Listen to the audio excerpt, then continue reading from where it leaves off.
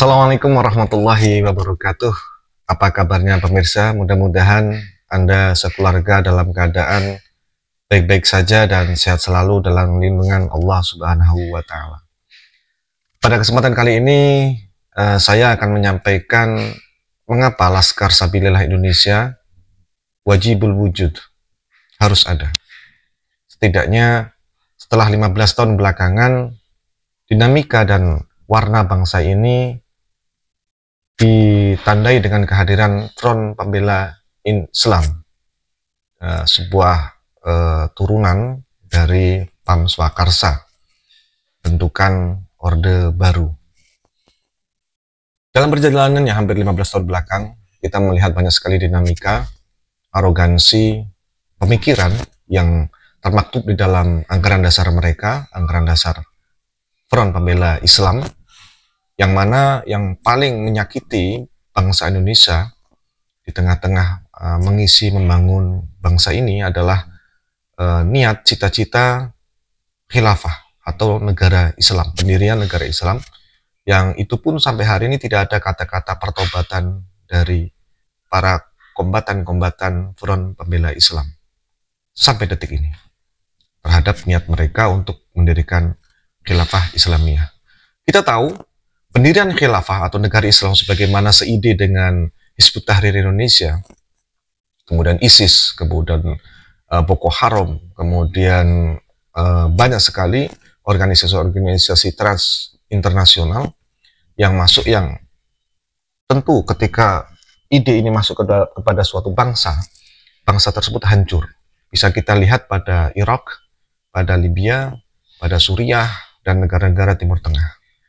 Dan ketika itu masuk ke negara kita, setengah terlambat. Bangsa Indonesia bisa melihat bahwa pemerintah kurang peka terhadap rencana ini. Sehingga baru belakangan FPI bersama dengan Hizbut Tahrir itu dibekukan. Namun demikian, meski terlambat, itu lebih baik daripada tidak sama sekali. Dan pada pemerintahan pembukaan tersebut, pada pemerintahan Bapak Presiden Joko Widodo, kita patut berterima kasih, setidaknya bangsa ini terselamatkan. Meskipun hanya berupa pembekuan, bukan pembersihan kepada komponen atau eksponen-eksponennya, para kombatan-kombatannya, sebagaimana yang pernah dilakukan Orde Baru terhadap PKI, yang sampai hari ini juga masih debatable, dalang yang berada di balik semua peristiwa itu. Pemirsa sekalian, dalam perjalanannya, di antara arogansi FPI yang mengatasnamakan Islam, melakukan tagline amal ma'ruf nahi mungkar, bil munkar, ini siapa saja dimusuhi selain golongan mereka. Siapa tokoh nasional yang lurus, yang jujur, yang tidak pernah lepas atau lolos dari caci maki, ancaman, dan apapun itu dari para kombatan-kombatan FPI ini. Nahasnya, sampai hari ini mereka masih melenggang normal-normal saja. Yang namanya pemikiran tetap bersemayam dan gerakan berganti, berubah, berganti baju, dan lain sebagainya. Pemerintah dalam hal ini Kementerian Agama, MUI, Majelis Ulama Indonesia, dan bahkan Rumah Besar Ahlus Sunnah wal Jamaah Al-Asy'ariyah fil Indonesia, ai Nahdlatul Ulama, tidak melakukan hal-hal yang berarti untuk melakukan blokade terhadap paham khilafah ini, kecuali pada pemerintahan atau pengurusan PBNU yang silam. Seiring dengan pembukaan tersebut, kemudian mencuatnya kultus habaib sebagai cucu Nabi dengan berbagai macam tokohnya yang bertahan.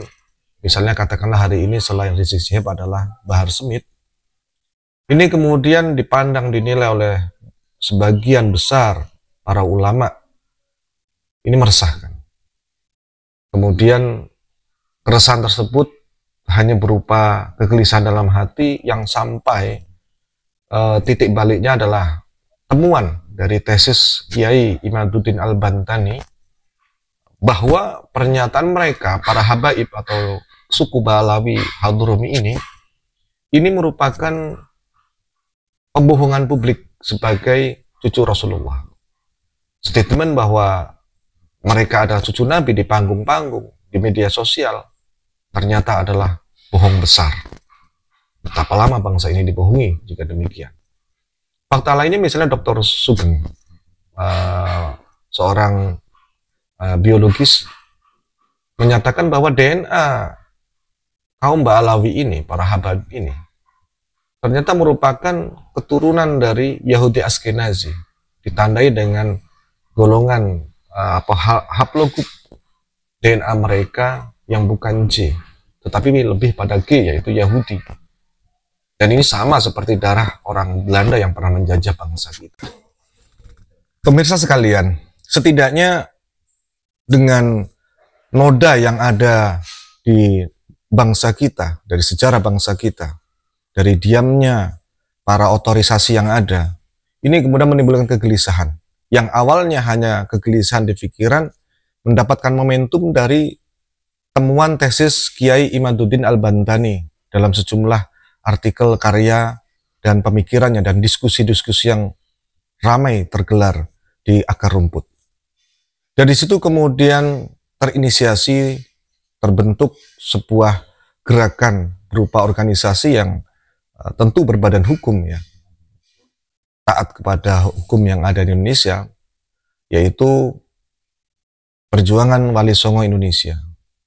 Karena mengingat lemahnya respon dari Kementerian Agama, Majelis Ulama Indonesia, dan Nahdlatul Ulama.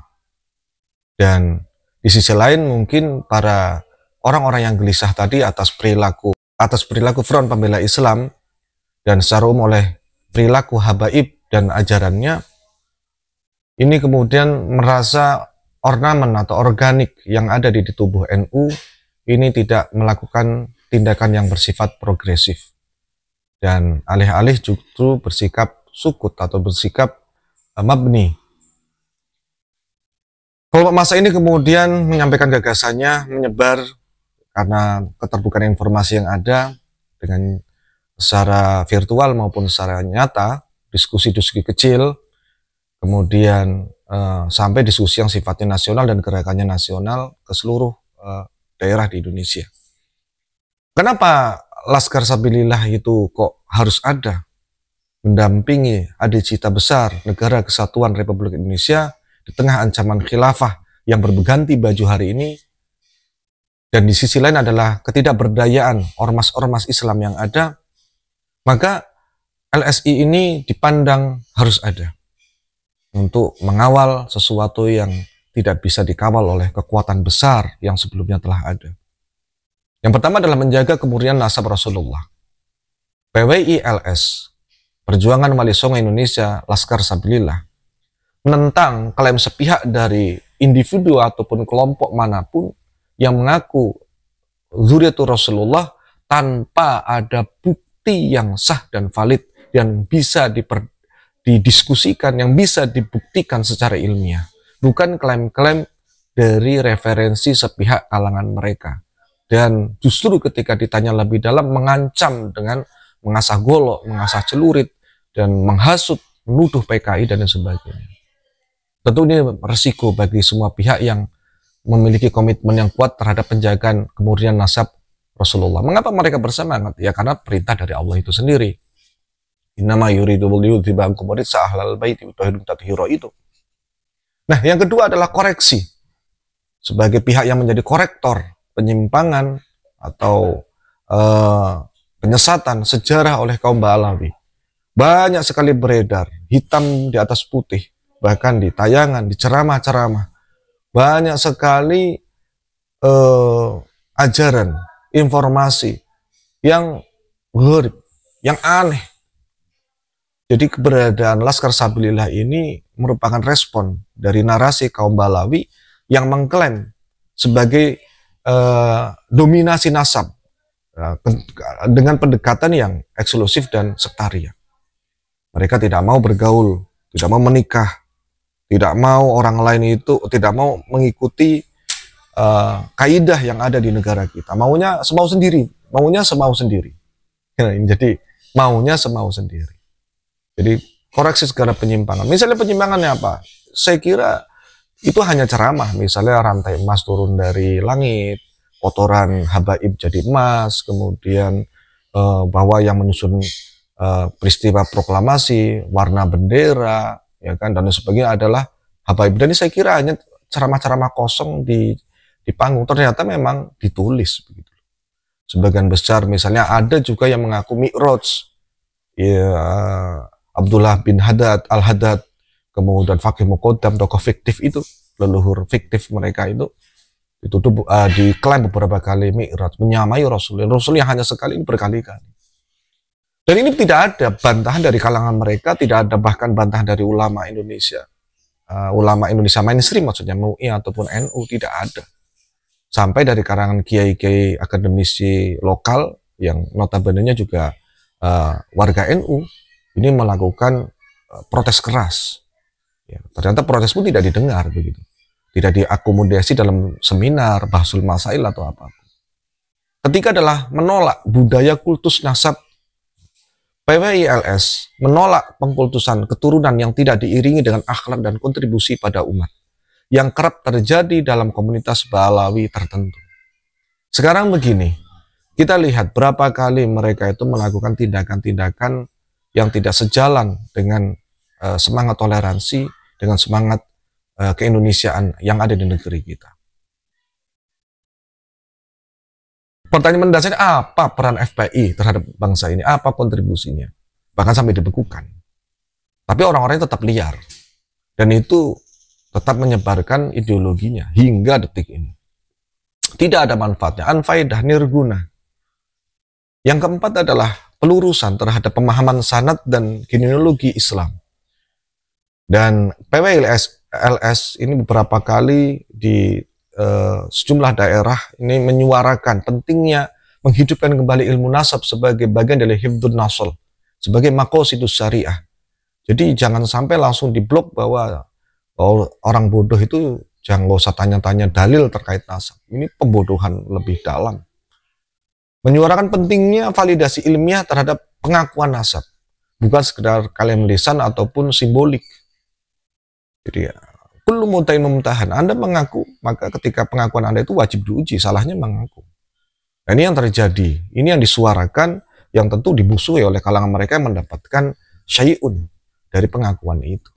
Bahkan bukan hanya finansial, tetapi jabatan, otorisasi di sendi-sendi, di simpul-simpul pemerintahan. Dan ini berbahaya, dipandang berbahaya oleh para kiai-kiai di daerah-daerah. Kemudian yang kelima adalah membela Islam moderat dan Nusantara. Menyuarakan pentingnya validasi ilmiah dalam penyelulusan nasab. Jadi jangan menjadi garda terdepan. Jadi siapa yang bersuara berani melawan habaib hari ini siapa?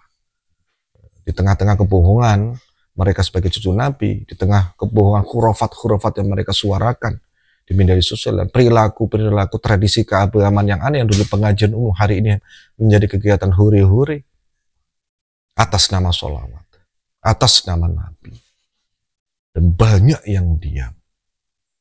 Tragis. Maka LSI hadir sampai peristiwa di Pemalang kemarin berdarah. Andai saudara-saudara tahu, melihat sendiri di lapangan. Dan apakah hal itu sepi kritik? Tetap ada kritik dari kalangan tersendiri. Ngapain gitu, ngurusi sesuatu yang harusnya diurus orang. Tapi orang lain tidak pernah mau mengurusi otorisasi yang ada. Saya dengar penanggung jawab keamanan setempat juga sudah dimutasi. Saya kira langkah yang kurang serius, harusnya dipecat. Karena tidak mampu. Bahkan ada yang memfasilitasi. Tapi itulah realita yang ada. Pemirsa sekalian, yang ketujuh, PWILS, Laskar Sabilillah, ini mencegah praktek bisnis dan politik berbasis nasab. Kita lihat bersama, tanpa kita sadari semua, di desa-desa, di seluruh Indonesia, marak sekali penggunaan nasab pengakuan cucu Nabi untuk kepentingan politis, bahkan sampai di ruang sidang. Kita lihat Bahar Smith, kamu tahu saya cucu Nabi, Sohibus Syafa'ah gitu. Kemudian bisnis, ini banyak sekali kita lihat, baik bisnis berupa hiburan, entertainment atas nama agama, ya, baik bisnis berupa backup terhadap sejumlah kejadian di Jakarta, bisnis berita, bisnis perlindungan, bisnis apapun ini patut diduga diselenggarakan ketika FPI pada masa lalu digunakan sebagai alat gebuk terhadap sejumlah proyek-proyek nasional, dan juga terhadap manipulasi sosial. Bangsa Indonesia menjadi takut tunduk terhadap pengakuan cucu Nabi padahal tidak berdasar atau tidak memberikan dasar, dan ini didiamkan gitu. Nah, yang terakhir adalah yang 8, penguatan identitas Islam Nusantara, identitas yang Islam yang berasal dari perjalanan panjang bangsa Indonesia. Ingat, Islam Indonesia bukan Islam di Saudi. Islam dengan corak di masing-masing daerah berbeda-beda, meski dengan akidah, syariat, tasawuf yang sama, tarikat yang sama. Tetapi setiap daerah ini memiliki kesamaan, tidak mungkin diseragamkan. Tidak mungkin diseragamkan ala Yamani, ala Haldroni.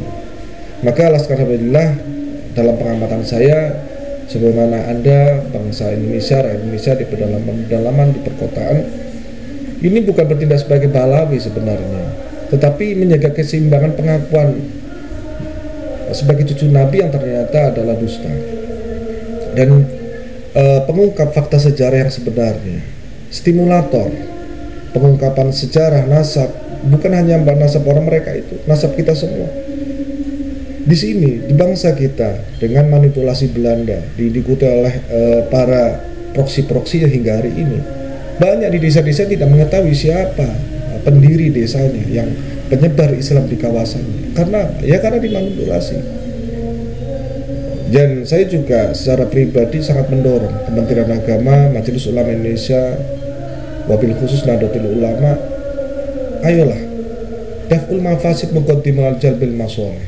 Masalah lingkungan itu penting, masalah tambang itu penting, masalah pos-pos pemerintahan itu penting. Tetapi ada hal yang lebih penting dari hal-hal yang bersifat hajiat itu, yang hari ini menjadi suatu yang doruriyat, adalah realitas Balawi Habaib yang mengaku sebagai cucu Nabi, yang kemudian terjadi pendawiran, terjadi ancaman, hasutan terhadap siapapun yang tidak sepaham, menghalangi klaim-klaim mereka, mengasah golok, mengasah celurit, memfitnah siapapun yang tidak sejalan dengan mereka.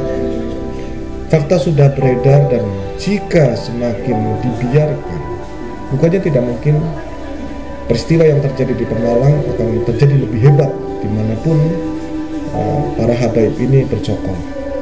Apalagi sekali lagi ditekankan, mereka itu tidak ada kontribusi yang positif terhadap perjalanan bangsa ini. Nah, dari itu semua saya mengajak kepada teman-teman untuk tetap berdiri di dalam bingkai negara kita, identitas kita, jati diri kita sebagai bangsa Indonesia. Jangan mudah dibodohi, jangan mudah mengikuti hal-hal yang kita tidak tahu hakikatnya secara ilmiah. Marilah kita ikuti para ulama-ulama yang hari ini sedang mengalami kebangkitan yang kedua, merujuk pada kejadian yang terjadi di tengah-tengah kita semua. Itu catatan saya mengapa Laskar Sabilillah itu wajib ada, dan segala motif-motifnya. Ada 8 motif tadi yang hingga hari ini setahu saya mereka masih merangkak berjuang sendiri. Nah, oleh sebab itu mari kita menjadi mengambil bagian dari penjagaan terhadap bangsa ini, martabat kita, akidah kita, ideologi kita Pancasila. Terima kasih atas penyimakannya dari saudara-saudara sekalian. Bagaimana menurut Anda, apakah gerakan seperti ini akan diimbangi, disusul dengan gerakan-gerakan nasional yang lainnya? Bahkan sampai hari ini yang mengerikan, yang juga masih dianggap sebagai berita yang harus ditimbun adalah masalah sweeping. Bagaimana kemarin saya sudah menceritakannya. Dan kedepannya bukan tidak mungkin dari status kewarganegaraan habaib yang bermasalah ini, tahapan yang pernah hampir ditempuh oleh Soekarno, yaitu repatriasi, pengusiran orang-orang Balawi ini dari negara Indonesia, itu bukannya tidak mungkin tidak terjadi. Maka bangsa ini harus bangkit berdiri di atas kaki kita sendiri, membangun kebanggaan dari segala potensi yang ada pada diri kita sendiri. Semoga Allah melindungi bangsa ini, kita semua yang ada di negara kita. Wallahu a'lam bishawab. Assalamualaikum warahmatullahi wabarakatuh.